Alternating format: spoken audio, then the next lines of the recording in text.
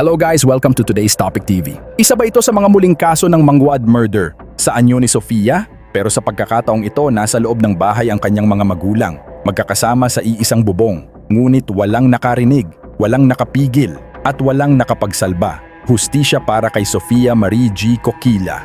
Ang krimen.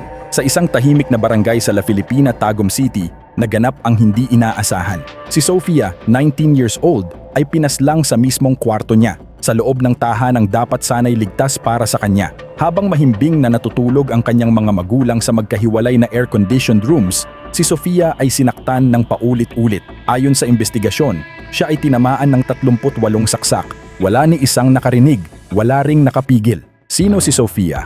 Si Sofia ay dating senior high school student ng Ateneo de Davao University, batch 2024. Nagtapos siya ng may karangalan bilang third honorable mention. Ngayong taon, siya sana ay papasok na sa University of the Philippines bilang freshman. Matalino, mabait, at puno ng pangarap. Sa murang edad, dala na niya ang pag-asa ng kanyang pamilya. Ngunit ang pangarap na iyon ay bigla na lang nawala. Sa isang iglap, ang mga salarin. Ang mga itinuturong gumawa ng krimen ay 2 menor de edad.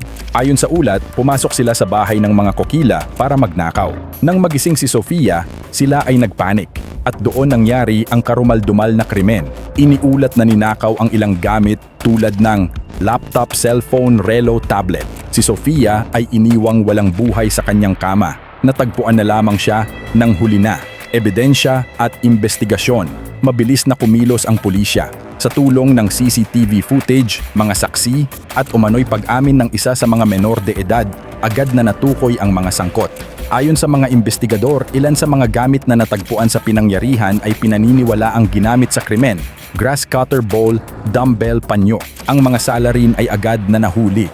Sa halip na makulong, ang 2 menor de edad ay kasalukuyang nasa kustodya ng DSWD. Protektado sila ng batas, particular ng Republic Act 9344 o ang Juvenile Justice and Welfare Act of 2006. Ayon sa batas, kung wala pang 15 taong gulang, walang criminal liability. Kung edad 15 hanggang 17 ngunit kumilos ng walang discernment, hindi rin maaaring ikulong kahit pa umamin, kahit pa may ebidensya. Maaaring sila ay makalaya sa loob ng ilang taon matapos ang tinatawag na rehabilitation.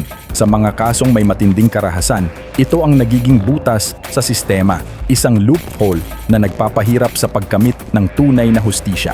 Si Sofia ay isang matalinong estudyante, isang mapagmahal na anak, isang kaibigang tapat at isang batang babae na puno ng pangarap at kabutihan. Ang kanyang kinabukasan ay maliwanag, ngunit may mga taong pumiling wakasan ito, panawagan para sa pagbabago. Hindi ito tungkol lang sa isang kaso. Ito ay tungkol sa kung paano tayo bilang isang lipunan ay nagbibigay ng proteksyon sa mga inosente at kung paano natin pinanagot ang mga gumawa ng karahasan kahit pa sila ay menor de edad. Marami na ang nananawagan para sa reforma sa batas. I-review ang discernment clause sa mga kaso ng karahasan. Magpatupad ng mas istriktong panuntunan para sa mga heinous crimes na kinasasangkutan ng minors. Magkaroon ng balanse sa pagitan ng rehabilitasyon at hustisya. Isama sa prioridad ang kaligtasan ng publiko. Mensahe para sa mga magulang. Ang unang depensa ng isang bata ay ang kanyang magulang.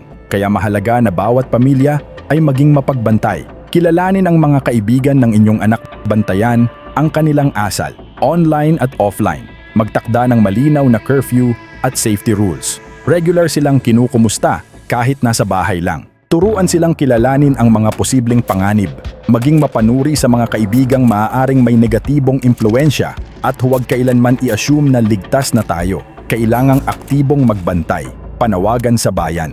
Ito ay hindi lamang trahedya ng isang pamilya. Ito ay isang paalala sa ating lahat. Hindi tayo tunay na ligtas hanggat hindi natin inaayos ang ating mga batas. Huwag na nating hayaan na may susunod pang Sofia. Huwag nating payagan na ang mga biktima ay malimutan, habang ang mga gumawa ng kasalanan ay mabilis lang makakawala.